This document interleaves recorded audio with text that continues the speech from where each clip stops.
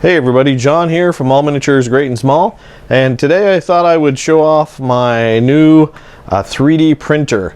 So I've probably had this for about a month now, and it's helped me get through the quarantine.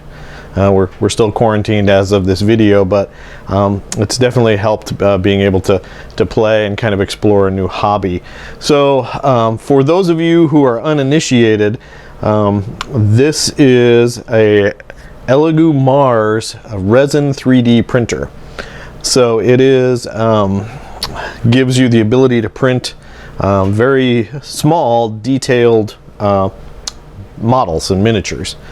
You know, if you want larger things like terrain pieces, a resin printer like this probably isn't what you're looking for. Again, this is more for models and whatnot.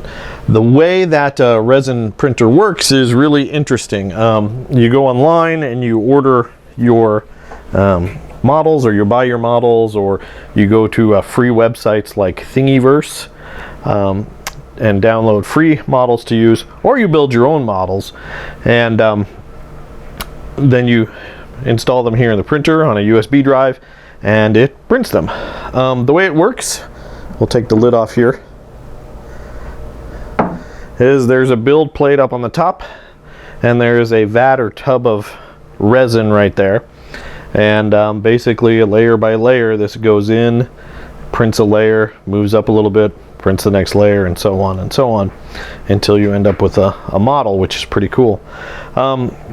One of the downsides of this is it can get a little messy. You are dealing with a vat, a pool of liquid resin here, which is a toxic chemical. So clean up, you have to wear rubber gloves, you have to have a mask, you have to take a lot of precautions working with it. It's not it's not super simple to use. There's the word I was looking for. But that said, what it does is pretty amazing. So if you guys want, let me know, and I might explore 3D miniature printing in more detail.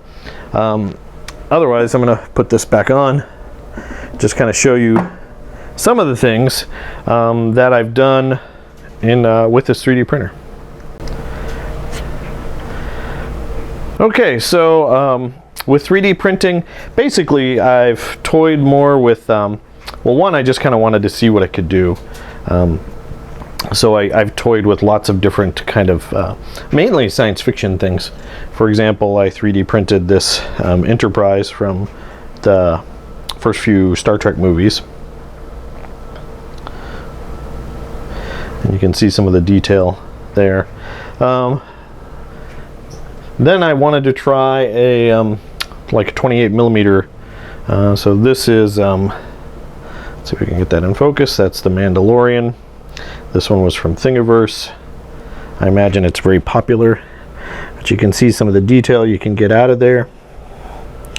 So this is compatible with Star Wars Legion. I also printed a baby Yoda, and you can see how small he is, and yet the detail I was able to get, which is pretty cool. So it can print very tiny. I also revisited Robotech. Robotech is one of those abandoned games. The Kickstarter was a bust, and we never got the second wave of miniatures, which had some of the coolest models. So these were, I found some on Thingiverse, I found some on the through connections on the Robotech gaming Facebook page. But you can see the detail you get, those fingers printed out. So clean. I also printed out some epic scale things. So for example, this is an epic scale Fellblade, Space Marine Fellblade in Adeptus Titan. Well, I guess it's not epic, it's Adeptus Titanicus scale, which is a little bit bigger than old epic. Instead of 6 millimeter scale, it's about 8 millimeter scale.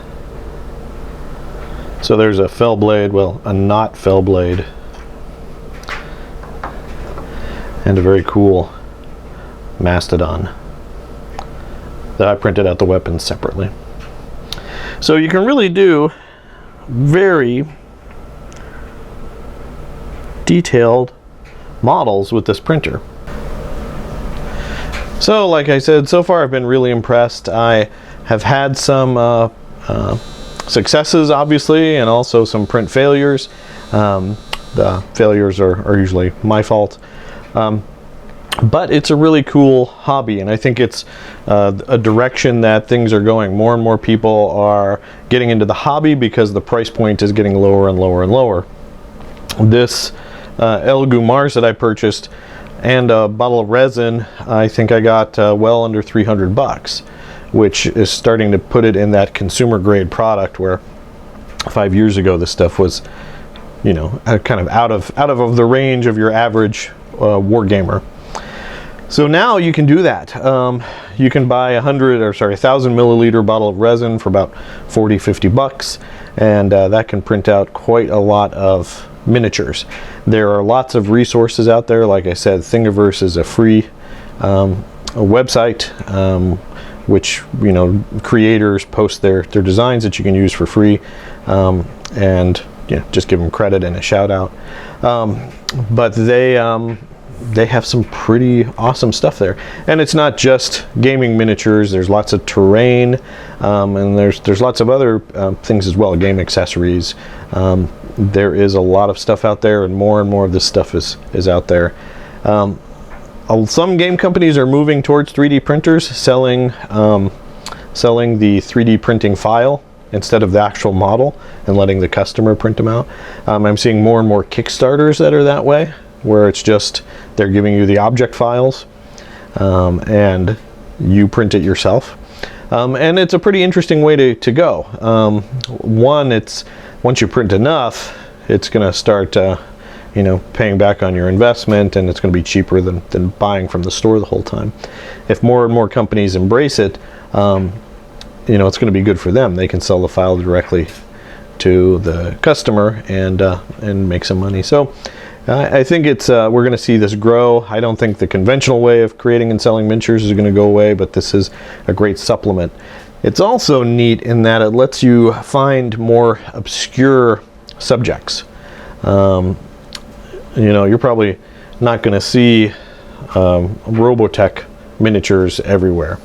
A gaming scale USS Reliant, you know, things like that might be very niche, that is niche in our hobby. You know, 3D printer might be that salvation for you. And then for those of you that are creative, you can also build your own stuff. Lots of people build and design and print their own things, and it's just amazing the creativity that you see out in the marketplace. So I'm going to continue to print and play with these models. At some point I'll show you some more. If you guys would like some additional coverage on 3D printing for miniatures, let me know. I might consider a series where we actually go into depth on how to use this machine, how to set it up, how to print for models, where to search, tutorials and the like. So let me know if that's something you're interested in, or if it's something you could care less about. As always though, I appreciate your time and watching this video. Thanks for watching, and keep on wargaming.